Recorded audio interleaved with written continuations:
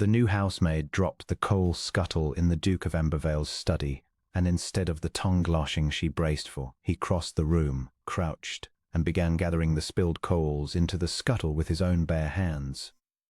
Leave it, you'll cut yourself on the sharp ones, he said. There, no harm done.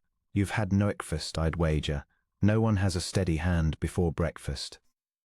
He looked up at her then, and Genevieve Marlowe, heiress to £40,000, disguised in a borrowed grey dress and a mob cap and calling herself Jenny, forgot for one whole second to keep her eyes properly cast down. She had come to Ambervale House to spy on the man she was to marry. It had been her own mad idea, and her old nurse had wept and forbidden it, and then, being loyal to the marrow, had arranged it, a word to a cousin who was the Ambervale housekeeper, a fortnight's trial as an under-housemaid, a name plain enough to hide behind. The marriage had been arranged over Genevieve's head, the way such things were. Her father and the late Duke had shaken hands on it when she was 6, and now she was 21 and the wedding was set for Michaelmas, and she had never so much as spoken to Sebastian Wilde, the present Duke of Ambervale, in her life. She had heard the things one heard, that he was cold, that he had shut up half the great house after his brother's death, and rarely entertained, that he had refused 3 brilliant matches before father's contract caught him, that the servants were afraid of him. She had decided, proud, frightened, unwilling to be handed like a parcel to a man who might be a monster, that she would see for herself unseen before she was bound to him for life. 2 weeks. Watch how he treated those who could do nothing for him. Then decide whether to run. She had expected to catch him at cruelty. She had not expected coal. "Thank you, sir," she managed, remembering to bob. "I'm sorry, sir. Your Grace." "You're new," Sebastian said, straightening, brushing coal dust from his hands with an unconcern that would have appalled his valet. "Jenny, is it? Mrs. Poole mentioned you. Don't let the house frighten you. It's mostly empty rooms and old paint. And don't let me frighten you either. I know I've a reputation and I'm told it's dreadful, and I haven't the energy to correct it." He almost smiled. "How do you find us so far?" "Very, very grand, Your Grace." "Cold, you mean, it is." "I'll have Mrs. Poole see the maids' quarters get proper fires this winter. Last year's arrangement was a disgrace, and I only learned of it in spring. Go and get your breakfast. The coal will keep," she went. Her heart was doing something inconvenient. Over the days that followed, Genevieve watched the Duke of Ambervale the way she had come to watch him, and everything she saw dismantled, brick by brick, the man she had built in her fears. She watched him with the servants. He knew their names, all of them, down to the boot boy, and their troubles, and he asked after the under-gardener's sick mother, and remembered the answer a week later. When a footman broke a Sèvres vase worth more than the man earned in 5 years, Genevieve, dusting in the hall, saw the fellow go grey with terror, and she heard the Duke say only, "Was it the blue one? Good, I always hated it. My brother's taste. Sweep it up and think no more about it." And she saw the footman's knees nearly give with relief, and she saw the Duke turn away quickly, as though he could not bear to be thanked. She watched him alone too, when he did not know a housemaid lingered at the far end of the library. She saw him sit for an hour before a portrait of a young man who had to be the dead brother, not reading, not moving, just sitting, with a stillness that was not coldness at all, but the frozen surface of a grief too deep to crack. She began to understand that the shut-up rooms were not the arrogance of a cold man, but the retreat of a wounded one, and that whole county had looked at his silence and called it pride, because pride was easier to gossip about than sorrow. And then, on the 9th day, she overheard the thing that changed everything. She was polishing the banister on the gallery above the great hall when the Duke's man of business arrived, and their voices carried up the stone in the empty house. "The Marlowe settlement, Your Grace," the man of business said. "I have the papers for your signature. It is, if I may say, an extraordinary match, £40,000. You need not sign at all. In strict law, the old agreement is not binding on you as it stood, but the fortune would restore the estate entirely, and the girl's father is most eager." Genevieve went still on the stair, cloth in hand, and listened to her own future being weighed. "I have never met the young lady," Sebastian said. "No, Your Grace, but £40,000 hardly requires an introduction." There was a silence. When the Duke spoke again, his voice had gone quiet and hard. "Draw the papers up and put them away," he said. I'll not sign them. Your Grace, the estate?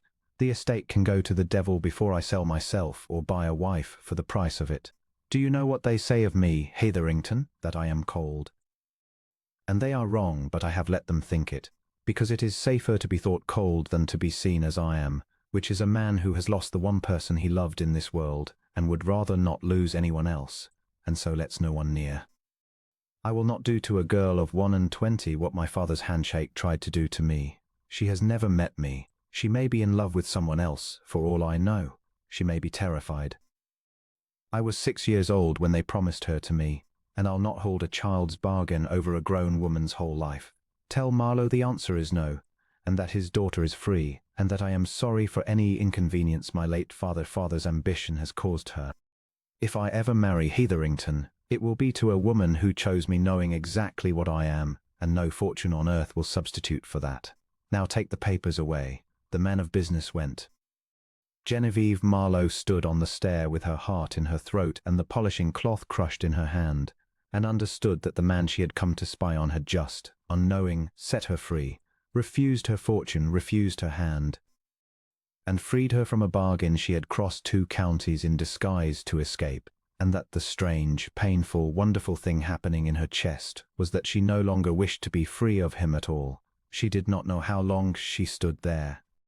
Long enough that Sebastian, crossing the hall below on his way out, glanced up and saw the housemaid frozen on the gallery stair with tears standing in her eyes. Jenny? He came halfway up, frowning with concern, not suspicion. Good heavens, what's the matter? Has someone been unkind to you?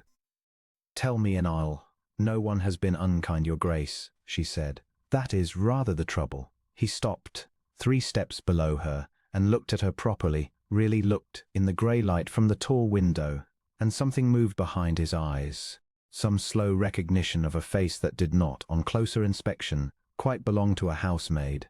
The hands too fine under the coal dust, the voice too educated, the way she held herself even in a borrowed grey dress. Who are you? He said quietly. Genevieve set down the cloth. She had rehearsed 100 careful speeches over 9 days. She used none of them. My name is Genevieve Marlowe, she said. I am the woman your father promised you when I was 6 and you were not much older. I came here in a mob cap to spy on the man I was to marry, because I was afraid of you and proud, and unwilling to be handed to a monster sight unseen. I meant to watch a fortnight and then decide whether to run.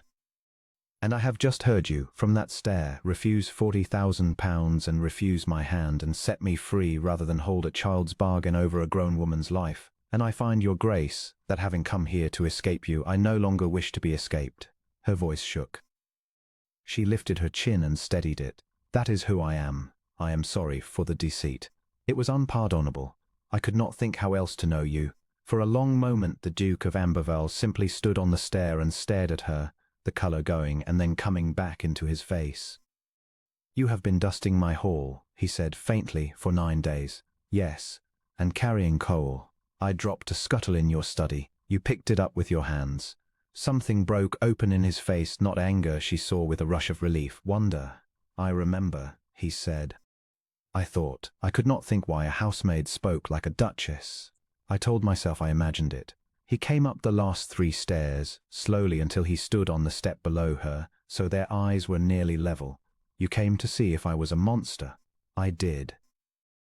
And what did you conclude, Miss Marlowe, from below stairs? That you are a man who hides a very great kindness under a very cold coat, Genevieve said, because he is afraid to lose one more person he has let himself love. That you knew every servant's name. That you told a footman you had always hated the vase. That you sit with your brother's portrait in the evenings. That you refused a fortune rather than trap a woman you had never met. She drew an unsteady breath. I concluded that I have never met a better man, and that I came here to escape the best thing my father ever, blunderingly, tried to do for me. The Duke of Ambervale was quiet a long moment. Then, very carefully, as though it were a thing that might shatter, he took her coal-dusted hand in both of his. I told Hetherington I would only marry a woman who chose me knowing exactly what I am, he said. I did not think, when I said it, that such a woman had been polishing my banisters for 9 days, having watched me at my worst, and my most guarded, and my most grief-stricken, and my most ordinary. There is no one alive who knows me better than the housemaid on my stairs. And I find, Miss Marlowe Genevieve, that I do not wish to be escaped either. I lied to you for 9 days, she said. You may be very angry, you have every right. I refused your fortune sight unseen, he answered, to give you your freedom. You may keep your freedom entire from this moment. But I would rather, if you would consider it, having seen the whole man and not the contract, that you chose to spend some of it here, not as a bargain your father struck.